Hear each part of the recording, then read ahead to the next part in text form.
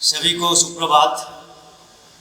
आज का दिन बहुत ही ऐतिहासिक दिन है हमारे पूरे भारतवर्ष के लिए, क्योंकि आज से 128 साल पहले आज का ही दिन, आज का ही तारीख में हमारे भारत की आध्यात्मिक ज्ञान का महत्व को, हमारे भारत की संस्कृति का महत्व को स्वामी विवेकानंद जी ने चिकागो में पार्लियामेंट ऑफ रिलीजियस कॉन्फ्रेंस में संबोधित किया विश्व को, और जिसके चलते आज के दिन को विश्व बंधु दिवस मनाया जाता है पूरे विश्व भर में, यूनिवर्सल ब्रदरहुड डे।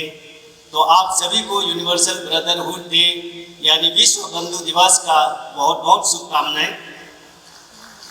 जितने भी यहाँ पे जो बैठे हैं, मेघालय से, त्रिपुरा से, असम से और सिक्किम से जो डेलीगेट्स आए हैं, आप सभी को हमारे अरुणाचल राज्य के ओर से और मेरी जो निजी समुदाय है निशी जनजाति की ओर से आप सबको सादर प्रणाम।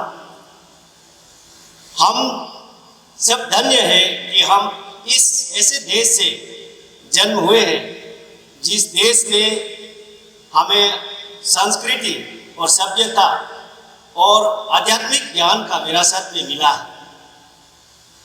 और ये हमारे सौभाग्य की बात है कि हम ऐसे समाज से आते हैं, ऐसे जनजाति समाज से आते हैं जिसके जीवन की शैली, जिसके संस्कृति, जिसकी परंपरा, जिसकी मान्यता आध्यात्मिक ज्ञान से आधारित है।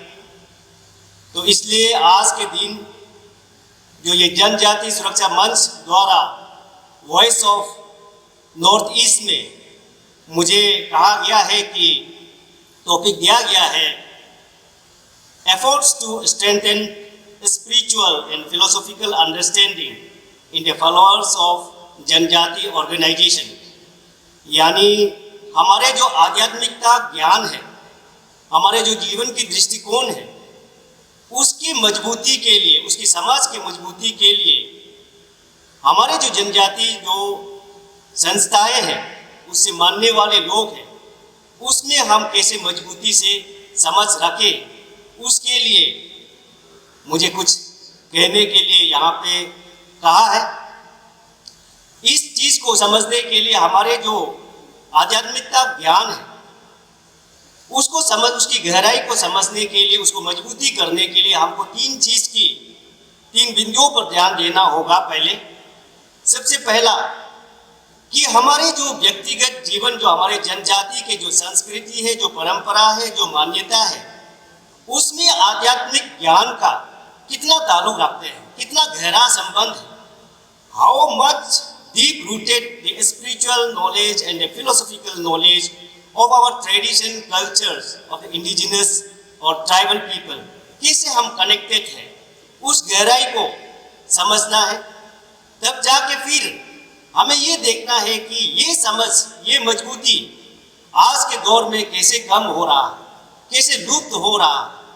तब जाके हमें ये देखना है कि ये हमारे समाधान लाना है कि उसके लिए हमें क्या करना चाहिए। ये तीन बिंदुओं पर हम चर्चा करेंगे।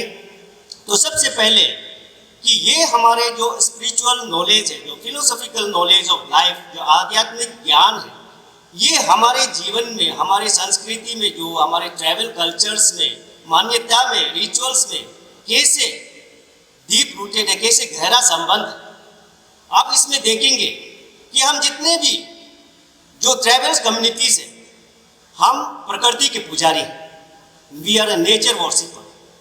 हमारे लिए प्रकृति ही वेदास, हमारे प्रकृति ही उपनिषद, नेचर ही हमारे लिए बाइबल है, कुरान है, गीता है। हमारे पास में ना बाइबल है, ना गीता है, ना कुरान है, ना उपनिषद है, बल्कि हम ये सब ज्ञान हम नेचर से सीखते हैं, प्रकृति से हम सीखते हैं। कैसे? आप जंगल को हम पूजा करते हैं। आपको जंगल में देखिए, जंगल में नाना प्रकार के जीव जंतु रहते हैं, गंदा कचरा वहाँ फेंकते हैं, लेकिन जंगल कभी भी उसका विरोध नहीं करता है, बल्कि जंगल सभी को समेट लेते हैं, सभी को जीने का भोजन देते हैं, रहने का शेल्टर छत देते हैं जंगल, और सभी को इकट्ठा रह के एक साथ एक परिवार में रहते हैं। जैसे हम कहते हैं जो उपनिषद में आपको वेदास में समावेदा में आपको ये मिलता है, वासुदेवम कुटुंबकम, ये होल इज वन फैमिली। जो ये ज्ञान हमको प्रैक्टिकल जीवन हमको हमारे जंगल सिखाता है। और आप नदी को देखिए, नदी में छोटा छोटा नदी, चाहे वो गंदा हो साफ हो, पूरे बड़ा नदी में समा जाता है। वो बड़ा नदी कभी भी उसका विरोध नहीं करता है, बल्कि उसको अपना साथ में उड़ेल लेता है, उड़ेल कर उसको एक ले जाकर महासागर बनाता है। बल्कि जो गंदा नदी होता है, जो गंदा फेंकता है, गंदा होता है, उसको भी वो एक पवित्र बनाता है, पवित्र बना के महासागर बनाता है। तो ये एक सभी को inclusive nature, inclusive philosophy of life जो है, ये हमको नदी सिखाती है।